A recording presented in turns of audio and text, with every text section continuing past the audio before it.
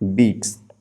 Beats क्या होता है, कैसे जनरेट होता है, ये सब देखिए। सबसे पहले देखिए, बोलता है what happens if two waves of same amplitude in slightly different frequencies are superimposed. क्या बोल रहा है, सेम एम्पलीट्यूड है, सेम एम्पलीट्यूड, ठीक है, एंड स्लाइटली डिफरेंट फ्रीक्वेंसी है दोनों का, और दोनों को सुपर इम्पोज किया जाएगा तो क्या होता है, तो उस समय एक जो फिनोमिनॉन होता है उसे बीट्स कहते हैं। और होता क्या है कि दोनों के बीच में अगर 15-16 से कम का फ्रीक्वेंसी का डिफरेंस हो, तो जो डिफरेंस है वो 1 सेकेंड में उतने बार, जितने डिफरेंस है ना उतने बार वो साउंड जो होता है उसका जो एम्पलीट्यूड होता है वो सुपर इम्पोज होकर के कंस्ट्रक्टिव इंटरफेरेंस बनाता है। 1 सेकेंड में कितने बार, जितने बार का उनमें दोनों में फ्रीक्वेंसी का डिफरेंस है उतने बार, उस फ्रीक्वेंसी को हम लोग बोलते हैं बीट फ्रीक्वेंसी। और जितने बार ये जो बीट फ्रीक्वेंसी है, जो डिफरेंस ऑफ द दोनों का फ्रीक्वेंसी है, उतने बार साउंड अचानक से तेज हो जाता है, तो आपको 1 सेकेंड में 5 बार 10 बार टी टी टी टी करते हुए सुनाई देगा। इसी को हम लोग बीट फ्रीक्वेंसी बोलते हैं, ठीक है। तो मान लेते हैं इसका एनालिटिकल ही निकालते हैं। क्या है कि मान लीजिए प्रेशर एम्पलीट्यूड के टर्म में अगर इक्वेशन लिखते हैं P = P0 sin omega t - x/v, तो एक का ω1 और दूसरे का ω2 ले लेते हैं। Let P1 = P01, P0 same है, sin ω1 t - x/v ले लिए, और दूसरे का ले लेते हैं P02, P2 जो है sin ω2 t - x/v। देखिए क्या किया, एक का ω1 एक का ω2 लिए, ठीक है। Assuming no phase difference between them at t = 0, इसका मतलब कि कोहेरेंट है। Assuming no phase difference between them at t = 0 and x = 0, मतलब सोर्स जो जनरेट हो रहा है वहाँ पर कोई फेज डिफरेंस नहीं है। एंड ω1 एक एजम्पशन है, और दूसरा क्या एजम्पशन है कि ω1 - ω2 का जो मोड है, मतलब डिफरेंस जो दोनों में है, is small compare to ω1 and ω2, दोनों कंपेयर हैं, और जो डिफरेंस जो है ये ω1 - ω2 दिस इज लेस देन 16, ठीक है, तब जा करके सुनाई देगा। अदरवाइज बीट तो होगा लेकिन सुनाई नहीं देगा। ये ह्यूमन ईयर के लिए ये जरूरी है, इसलिए बीट में ये कंडीशन नहीं लिखते हैं। ये कंडीशन तब लिखेंगे जब ह्यूमन ईयर के सुनने की बात होगी, बीट तो प्रोड्यूस होगा है। तो P = क्या हो जाएगा, P1 + P2, ठीक। तो दोनों को ऐड कर दीजिए, तो P0 sin, ठीक है। अब इनको ऐड कर दीजिए, तो ये आपका क्या हो जाता है, एक में ω1 है एक में ω2 है, तो ये हो जाएगा 2c sin c + sin d का जो फॉर्मूला होता है वो लगेगा यहाँ पे, तो ये आपका बन के आ जाएगा 2P0, ये फॉर्मूला बन के आया, ठीक है, ये फॉर्मूला बन के आया। अब इसमें है 2P0 cos वाले टर्म को एक जगह लिखते हैं, तो ये हो जाएगा 2P0 cos ω1 - ω2/2 t - x/v, analytically देख रहे हैं, और sin ω1 + ω2/2 एवरेज ओमेगा है t - x/v, ठीक है। थोड़ा ढंग से लिखते हैं, ये इसके अंदर है और ये इसके अंदर, तो ये वाला जो टर्म है 2P0 इसको मान लेते हैं A। तो ये जो P जो आया है, ये P क्या है, P रिजल्टेंट जो है, this is equal to some amplitude A नहीं लिख करके इसको लेटर से P लिखना ज़्यादा अच्छा, P तो लिख ही चुके हैं, A ही लिखते हैं। A यहाँ से यहाँ तक को हमने A बोला, यहाँ से यहाँ तक को A sin, और इसको बोल लेते हैं ओमेगा, ठीक है, ω1 + ω2/2 को ओमेगा t - x/v। तो ये एक नया इंटरफेरेंस रिजल्टेंट जो आया वो एक नया इक्वेशन ऑफ वेव आया, जिसका जो एम्पलीट्यूड जो है A वो वेरी कर रहा है। क्यों, क्योंकि देखिए एम्पलीट्यूड में जो फ्रीक्वेंसी है, एम्पलीट्यूड भी अपने आप में एक वेरिंग है जिसका फ्रीक्वेंसी ω1 - ω2/2 है, ठीक है। तो लेट ω1 - ω2 = डेल्टा ओमेगा, ठीक है। तो ω1 - ω2/2 क्या हो जाएगा, डेल्टा ω/2, और ω1 + ω2/2 को ओमेगा मानते हैं, ठीक है। तो इक्वेशन हम लोग लिख ही चुके हैं ये, इसको A के जगह पे 2P0 है ना, कोई बात नहीं।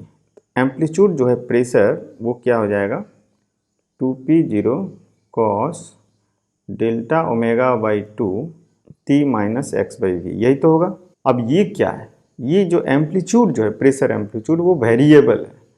कैसे वेरिएबल है? फ्रीक्वेंसी देखिए इसका, डेल्टा ओमेगा जो है फ्रीक्वेंसी है, उस फ्रीक्वेंसी से ये वेरी करता है, ठीक है। टाइम और एक्स का वो फंक्शन है। तो as delta omega is very very less than omega, amplitude very slowly, काफ़ी स्लोली एम्पलीट्यूड वेरी करता है, क्योंकि 15-16 पर सेकेंड, जहाँ ओमेगा 1 ओमेगा 2 जो है वो 400-500 के आसपास है, और डेल्टा ओमेगा तो 15-16 के आसपास है, तो बहुत स्लोली वेरी करता है। तो हम लिख सकते हैं as delta omega is very very less than omega 1 और ओमेगा 2, ठीक है। तो लिख सकते हैं, या एवरेज ओमेगा, ये भी कह सकते हैं, average omega, omega 1 plus omega 2/2 जो है वो ओमेगा। तो amplitude varies slowly with time as compare to sine omega t minus x by v, ठीक है। यहाँ ओमेगा एवरेज है, उसके कंपेयर में तो काफ़ी स्लोली वेरी कर रहा है, ठीक है। Thus we can say that the resultant disturbance is, disturbance क्या है? Is a wave of angular frequency, जो एवरेज एंगुलर फ्रिक्वेंसी है omega 1 plus omega 2/2, we can say resultant amplitude एक वेव है of angular frequency omega 1 plus omega 2/2, ये इसका angular frequency हो जाएगा, साइन का टर्म जो है, whose amplitude varies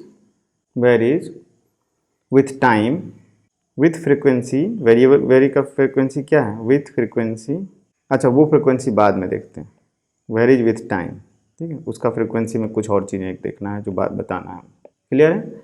as negative value of amplitude has no meaning, the amplitude is in fact mod A, pressure amplitude की बात कर रहे हैं ना, क्लियर है। मोड ए का जो होगा वो होगा।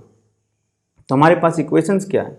वी हैव क्या है? P equal to 2P0 cos delta omega by 2 t minus x by v, ये है, और sine omega average omega t minus x by v, ये है, ठीक है। अब इसको मान लेते हैं कि ये एक A है और दूसरा टर्म B है, ठीक है। Here B equal to second term जो है sine omega t minus x by we.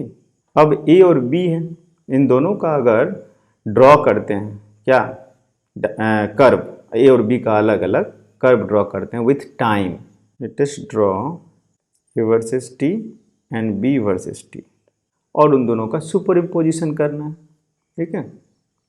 दोनों का सुपर इम्पोजिशन एक्चुअली नहीं है, ये कुछ और है। ए तो हो गया एम्पलीट्यूड का वेरिएशन, ठीक है, एट x इक्वल टू 0, ठीक है, एट ऑल टाइम, तब ना वर्सेस टाइम है कर्व में। तो A और B का करेंगे तो A का इक्वेशन कैसा आ जाएगा? A का इक्वेशन आप x इक्वल टू 0 पुट कर दीजिए, टाइम का फंक्शन ले लीजिए, तो क्या हो जा रहा है? A इक्वल टू हो जा रहा है 2P0 cos delta omega by 2T, ये इक्वेशन हो जा रहा है, और B इक्वल टू इसी तरह हो जाएगा 2P0 साइन ओमेगा टी। खाली फ्रीक्वेंसी देखिए, डेल्टा ओमेगा जो है बहुत छोटा है और ओमेगा काफ़ी बड़ा है उसके कंपेयर में। दोनों का डायग्राम जो ड्रॉ करेंगे वो इसी तरह से आएगा। तो एक का फ्रीक्वेंसी काफ़ी ज़्यादा है, ऐसे मान लेते हैं, ऐसे कम है ये फ्रीक्वेंसी, बहुत देर बाद जो है वेवलेंथ काफ़ी ज़्यादा है, फ्रीक्वेंसी कम का मतलब।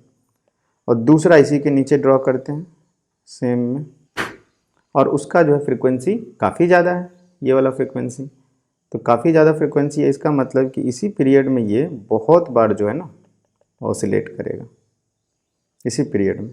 लेकिन जो भी ऑसिलेट करेगा वो इसी लिफाफे के अंदर रहता है, मतलब इसी के अंदर, इसके अभी तो अंदर नहीं, उसको दिखाते हैं, उसके फ्रीक्वेंसी को, केवल B का दिखा रहे हैं ना। तो जब B का दिखाएंगे, ये A वर्सेस T है, अब दिखाते हैं B वर्सेस T। तो B वर्सेस T जो है वो कैसा है? साइन है ना, ये काफ़ी ज़्यादा होगा, उतना तो दिखाना नहीं है, बस रफली दिखा रहे हैं कि ज़्यादा होता है, समझ में आ रहा है। और तीसरा जो हो जाएगा, दिखा दिए, तीसरा जो हो जाएगा ये हो जाएगा कि एक्चुअली जो मतलब कि एक्चुअली में जो P जो होता है रिजल्टेंट, वो इसी के बीच में लाई करता है, इस लिफाफे के अंदर लाई करता है, उसको भी दिखा देते हैं। थर्ड वाला इसी के बीच में लाई करेगा, तो तीसरा ऐसे दिखाते हैं टाइम, ये है P जो कि A और B का प्रोडक्ट, ठीक है। A और B का प्रोडक्ट जो होगा, 0 का प्रोडक्ट तो 0 हो जाएगा, तो यहीं पर होगा। और उसके बाद ये जो कर्व जो है इसी के अंदर में रिजल्टेंट उसका लाई करेगा। तो रिजल्टेंट कुछ इस टाइप का दिखेगा, ठीक है, ये इसी टाइप का दिखेगा। डायग्राम उतना अच्छा नहीं आता है बनाना मुझे थोड़ा सा, लेकिन ठीक है चलेगा, ऐसे दिखेगा। तो इसका मतलब जो एम्पलीट्यूड है, ये क्या एम्पलीट्यूड उसका देखिए, जो वो वेरी कर रहा है, यहाँ पर जो है अचानक से बहुत ज़्यादा हो गया है एम्पलीट्यूड, फिर यहाँ पे अचानक से ज़्यादा हो गया।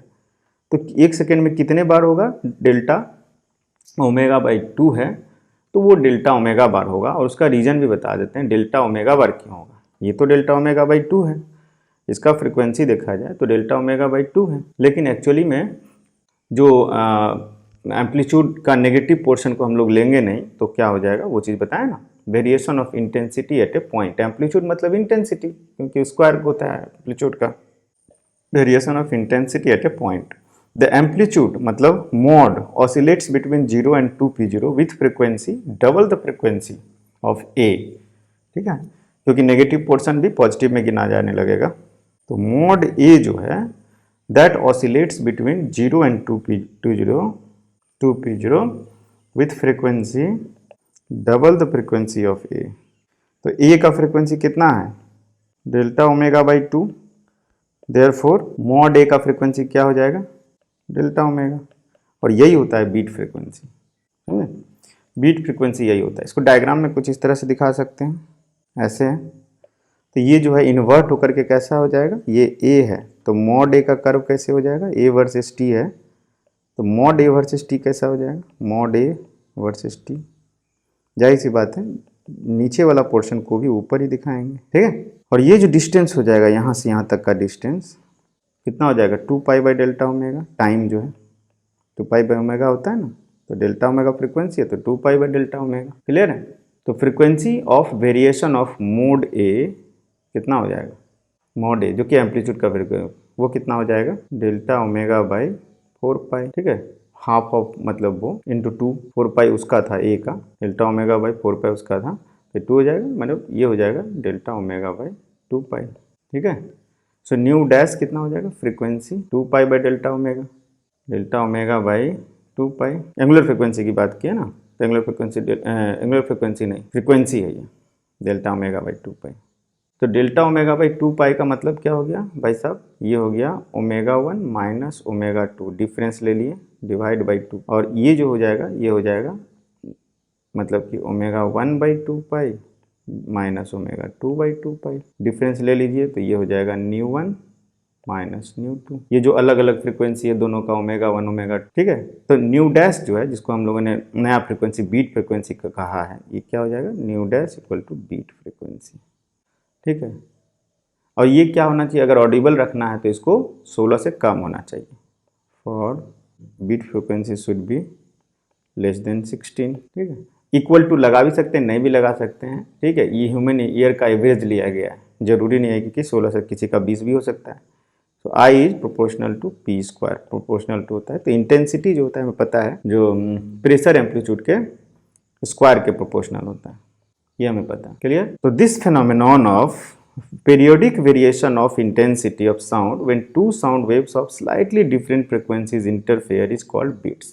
अच्छा, स्लाइटली डिफरेंट क्यों बोलता है, क्योंकि ज़्यादा डिफरेंस रहेगा तो जो बीट फ्रीक्वेंसी काफ़ी ज़्यादा हो जाएगा और वो ऑब्जर्वेबल नहीं होगा, इसीलिए स्लाइटली, ठीक है। तो बीट फ्रीक्वेंसी कितना हो गया, बीट फ्रीक्वेंसी हो गया इन दोनों के फ्रीक्वेंसी का डिफरेंस। क्लियर। और beat frequency is audible if, जो हम लिख चुके हैं इफ, ठीक है, इसको रखना होगा न्यू 1 माइनस न्यू 2 को लेस देन 16।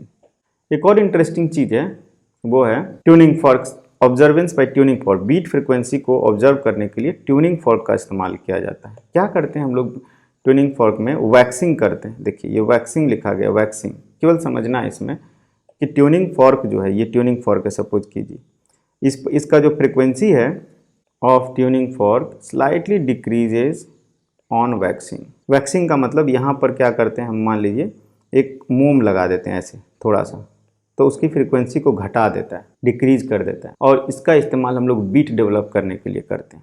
मान लीजिए किसी के इसका कोई फ्रीक्वेंसी है, एक दूसरा ट्यूनिंग फॉर्क का फ्रीक्वेंसी, दोनों सुपर इम्पोज हो रहा है, ठीक है, दो सेम बीट ले लिए, और इसके फ्रीक्वेंसी को थोड़ा सा घटा देंगे तो दो अलग अलग फ्रीक्वेंसी का सेम एम्पलीट्यूड एवरीथिंग सेम का हो जाएगा, और फिर बीट आपको सुनाई देगा, ठीक है। इस पर एक न्यूमेरिकल करेंगे, क्लियर हो जाएगा।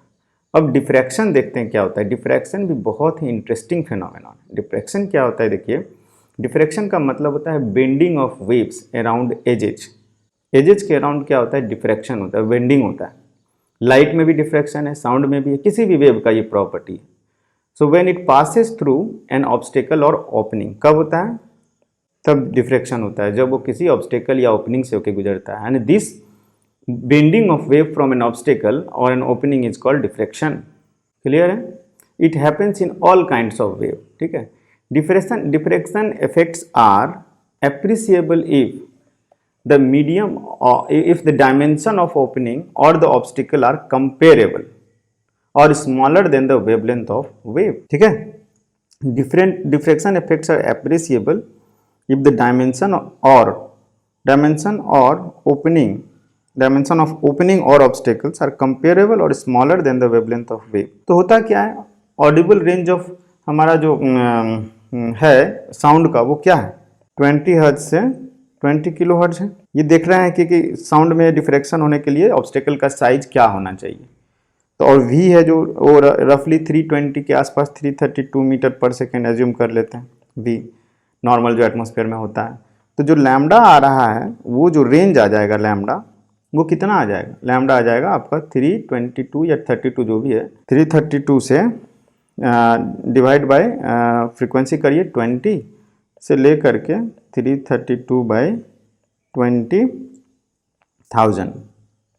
तो ये जो आ जाएगा, ये रफली आ जाएगा आपका 16 metre to 16 to 1.6 16 metre to 1.6 centimetre ये आ रहा है डिवाइड करने में।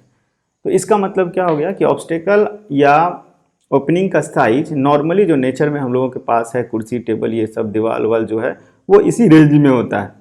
इसका मतलब डिफ्रैक्शन साउंड के केस में तो हमेशा ही होता है। और इसको एक्सपेरिमेंट क्या है, सिंपल सी बात है, एक दीवार बड़ा सा खड़ा कर दीजिए, आप इस साइड बोलिए, उस साइड लोगों को सुनाई देता है। तो कैसे सुनाई देता है, ड्यू टू डिफ्रैक्शन। ठीक है, अदरवाइज नहीं चला जाता, स्ट्रेट लाइन में कहीं और चला जाता, लेकिन सुनाई देता है। ये डिफ्रैक्शन फिनोमेना साउंड में बहुत ज़्यादा है। सो क्या होता है, normal obstacles are larger than the obstacle or opening and diffraction is prominent in case of sound. Clear है ना? इस प्रॉब्लम को देखते हैं। ठीक है, क्या कहता है, A source of sound with adjustable frequency produces 2 beats per second with a tuning fork when its frequency is either 476 Hz और 480 Hz। मतलब दोनों के साथ 2 beats, और इसका मतलब जब भी ऐसा क्वेश्चन रहे दोनों के साथ 2 beats करता है, तो इसका मतलब कि वो इन दोनों के बीच में लाई करता है। ठीक है, तो इन दोनों के बीच का एक्चुअली क्या हो जाएगा, ऐसे कह सकते हैं कि अगर न्यू फ्रिक्वेंसी है न्यू, तो 476 प्लस न्यू ज़्यादा होगा इक्वल टू 2, नहीं, nu minus this equal to 2, nu minus this equal to 2, और दूसरा क्या, 480 माइनस न्यू इक्वल टू 2। दोनों को आप ऐसे कीजिए, दिस इक्वल टू दिस हो गया, तो इसका मतलब कि nu minus 476 equal to 480 minus nu, so 2 nu equal to 480 plus 476, so nu equal to 480 plus 476 by 2। कहने का मतलब अरिथमेटिक मीन हो गया ये, और ये आपका आ जाएगा 478 हर्ट्ज। देखिए एक्चुअली है क्या, इसको ऐसे कॉन्सेप्चुअली समझिए कि 476 से 2 ज़्यादा होगा, ठीक है, तभी ये बिट्स 2 प्रोड्यूस कर रहा होगा, या 2 कम होगा तब करेगा। लेकिन अगर 2 कम हुआ इससे फ्रिक्वेंसी, तब तो इससे और ज़्यादा कम हो जाएगा। समझ रहे, इससे अगर 2 कम है, मतलब 474 ले लेते हैं, तब तो यहाँ पे 6 बिट्स प्रोड्यूस करेगा। इसलिए इससे 2 ज़्यादा रखिए और इससे 2 कम रखिए, हो गया काम हमारा। वही चीज़ है यहाँ। ओके, नेक्स्ट प्रॉब्लम देखिए, ये प्रॉब्लम करते हैं। देखिए इसमें क्या बोलता है, calculate the frequencies of beats produced in air when 2 sources of sound are activated, one emitting a wavelength this and the other is the speed of sound. देखिए नॉर्मली बीट्स करने के लिए आपको फ्रीक्वेंसी दिया जाता है, यहाँ फ्रीक्वेंसी नहीं दे करके वेवलेंथ दे दिया, स्पीड दे दिया, तो बात तो एक ही रहा, इसमें तो कुछ खास है नहीं। जब दोनों दे दिया तो फ्रीक्वेंसी न्यू जो होता है वो क्या होता है, v बाई लैम्डा वेवलेंथ, यही ना होता है। आपको अगर आपको अगर बीट फ्रिक्वेंसी चाहिए, क्या चाहिए, बीट फ्रिक्वेंसी, तो ν1 माइनस ν2 यही होगी आपका बीट फ्रिक्वेंसी। डिफरेंस ले लीजिए, तो मान लीजिए 32, v कितना है 350, तो 350 बाई 32 लेकिन 350 मीटर पर सेकेंड है और ये क्या है सेंटीमीटर, तो 0.32 कर देते हैं, ठीक है। माइनस 3 कितना 50 डिवाइड बाय 32.2, तो 0.2, तो इसको 0.322 कर लेते हैं, ठीक है। ये आपका हो गया बीट फ्रीक्वेंसी, इसका वैल्यू निकाल लीजिए, बस इतना ही है। इसको ऐसे कर सकते हैं 350 into 1000 divide by 320 minus 350 into 1000 divided 322।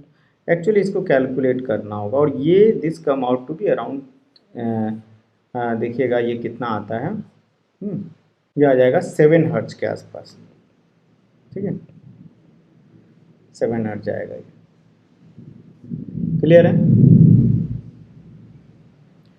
Next problem करते हैं। A tuning fork of unknown frequency makes 5 beats per second with another tuning fork which can cause a closed organ pipe of length 40 cm to vibrate in its fundamental mode।